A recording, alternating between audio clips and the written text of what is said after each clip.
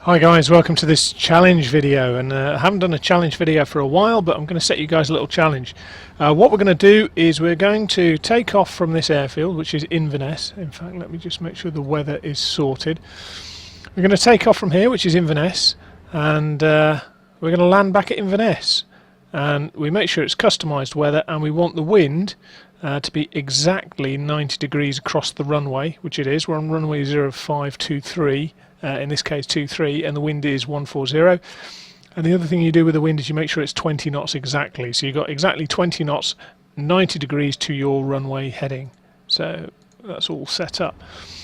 So the wind is now coming 90 degrees from my left, so it's going to make a very sporty takeoff because this is a microlight aircraft, so it's not very heavy, and it's not used to dealing with such strong crosswinds. Now, the whole point of this challenge is we are currently runway 23 here at Inverness, a very nice little regional airport in Scotland, not too far from where some of my relatives live. However, that's irrelevant to this. What we're going to do is we're going to take off, and the numbers here, the 05, we're going to try and land on the numbers.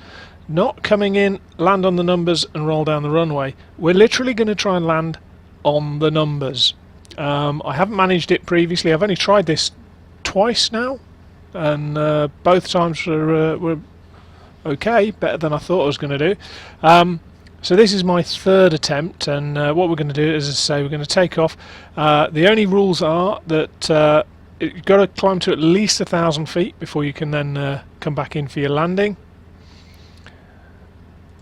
which is the first rule. The second rule is it must be a fixed wing aircraft. So no helicopters, no auto gyros, none of that nonsense. In this case, we've got the Icarus C42A by Sim 720, which is a microlight. Obviously, as a microlight, it does have a very low landing speed, but you know, we're looking at things like Cubs, etc. Cubs, microlights, things that can land very, very slowly. And what we'll do actually is we'll just get this back across. This is Navigraph desktop, by the way. And we're going to land across this runway here, 0523, 151 feet, less than 50 meters landing width, or landing run I should say. So we're trying to land in less than 50 meters, which is going to be good sport. So let's get rid of that for the moment. I don't really need to know where I'm going navigation wise. That was just to get the measurements up. So without further ado, let's get ourselves airborne. Now the wind is coming from the left, so I'm expecting the aircraft will immediately start to try and weathercock to the left to turn into wind. There we go. Let's put some correction in. We're going to get a lot of side slip. The FSX ground physics isn't great, but we're up. A little bit rocky. You can see automatically now how far off this wind is blowing us. Okay. So we're going to go up to 1,000 feet. And what we'll do is we'll turn away, and then we'll turn back towards 05.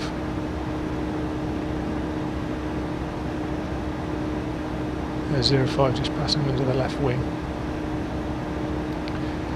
So yeah, can we land this thing in 49 feet width of runway?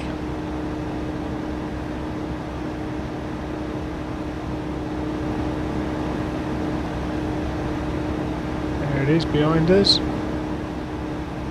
For giggles, there's runway 11, so at some point I might, runway 11 I should say, runway 11, runway 29, however you want to look at it, and that's a really narrow one, so I don't know if I'd be able to do that, but we'll have a giggle with this, and then we'll have a giggle with that, and we'll see just how we get on.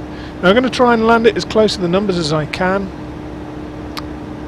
Ping! There's 1,000 feet. So let the speed come off.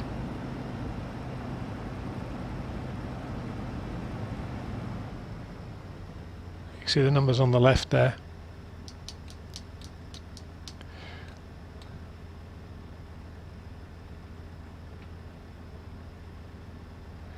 Trim's largely irrelevant, to be honest, at this airspeed. We're going so slowly now. But we do want to actually make some progress towards the numbers, so Stand by, caller. Your call is important to us. So we can see the numbers just to the left of the nose there, and that's our aiming point. And one of the things we do here, this is, I mean, in many respects this is almost like practice force landing type affair. What you're trying to do is you're trying to keep your aim point in the same piece of perspex throughout the whole evolution.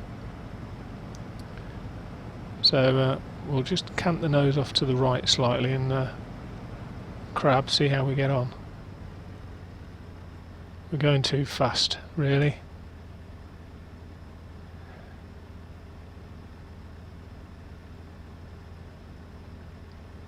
Yeah, trim's having no effect now at all. No effect whatsoever.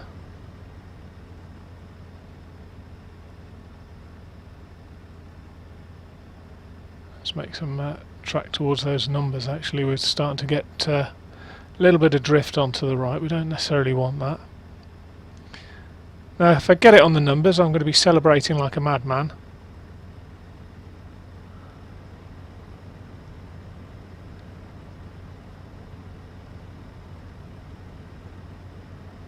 The ground seems to be starting to come up a little bit too much for my liking now. All looked great from up there, didn't it?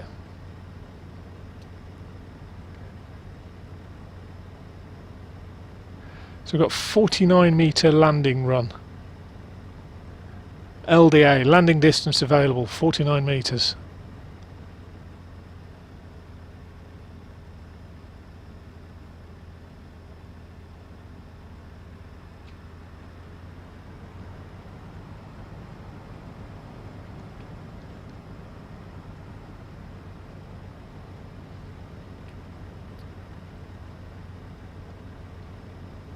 I've lost the numbers.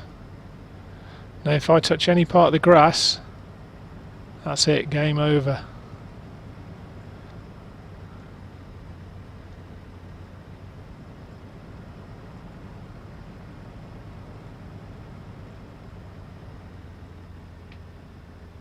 Bit of a flare.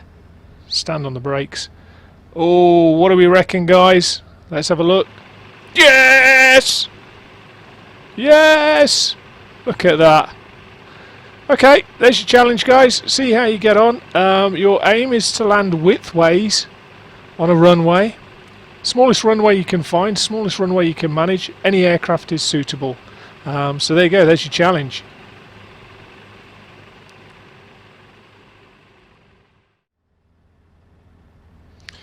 Plot twist. We're now lined up with runway 11. We're going to try and land across runway 11. Runway 11 is only 18 metres wide. Now, just to clarify, if I pop outside, top down, runway 11, the 18 metres refers to the banding between the white lines. Not this, because you can see that this is fairly similar in width to this. So this was 50 odd metres. So 18 metres means we need to be landing in this white bit. So shall we see how we get on? I think we shall. Okay. Wind's 200 at 20 from the right. In fact, what I'll do is I'll just call that up. Weather, user defined, customised, advanced weather, wind 20 knots, 200 from the right. So, as we wind up, we're going to expect the nose is going to want to turn into wind and weathercock, so it'll go to the right in a moment. We counter with some left rudder, we get a lot of tyre squealing, and we're off. And as per usual, rules of the game, climb to 1,000 feet. Once you're at 1,000 feet, then you can start your descent to land where you aim to land. Which in our case, I'm not bothering with the numbers, we're just going to go for runway 11 itself.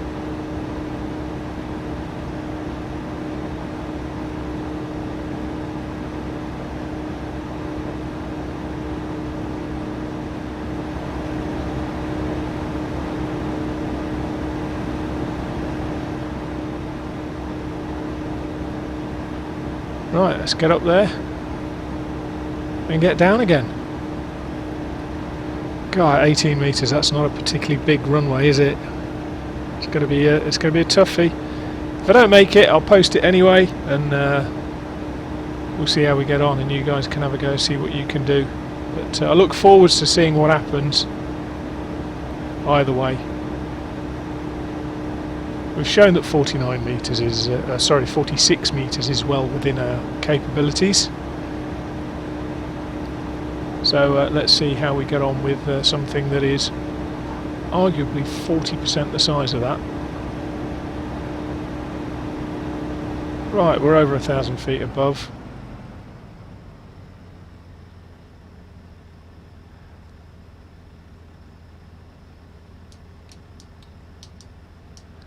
Okay, pitch change through the flaps.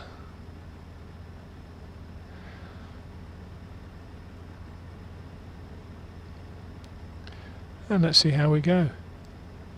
Of course, at this speed, trimming is largely pointless because it has such little effect at low airspeed. And obviously, although this is a microlight, it still stalls. But the problem is, when you're down at this airspeed, your airflow over your elevator makes that a bit mushy.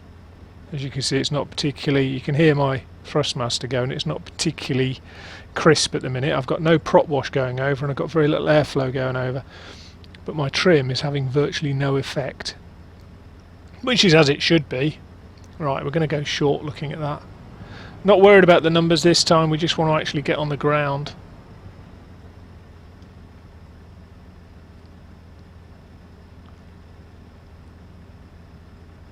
See how we do.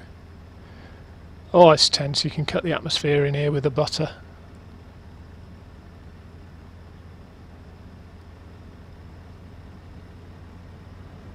That looks like I'm going to go a bit short.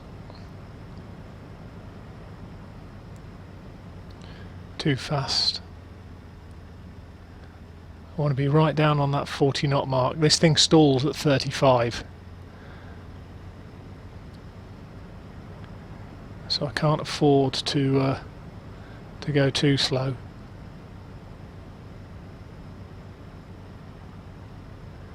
That's not bad. If anything, we are going a little bit high.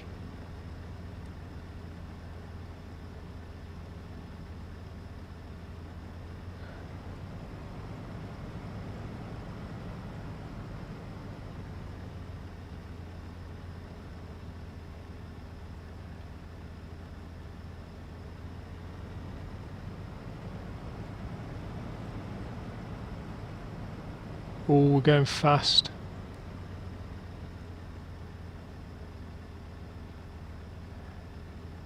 Oh, it's going to be tight.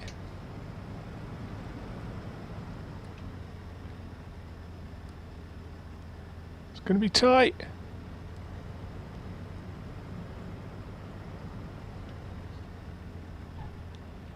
Oh, I'll take that. I will take that any day. 18 metres landing distance available. 18 metres, well, maybe 20 if you look at the fact I wasn't quite straight. Right, I wonder if I can get this silly P3D thing to work in terms of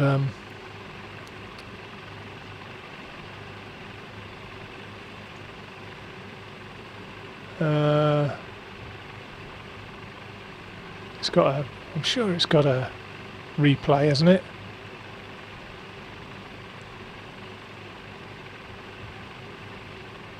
Is it? Oh, obviously I didn't record it. There you go, guys. We did make it in the tarmac, and we know we made it in the tarmac because there's the wheel strike. So right, have some fun, guys. I look forward to seeing any videos you post. Feel free to put links in the comments section, and I shall speak to you guys soon. Take care.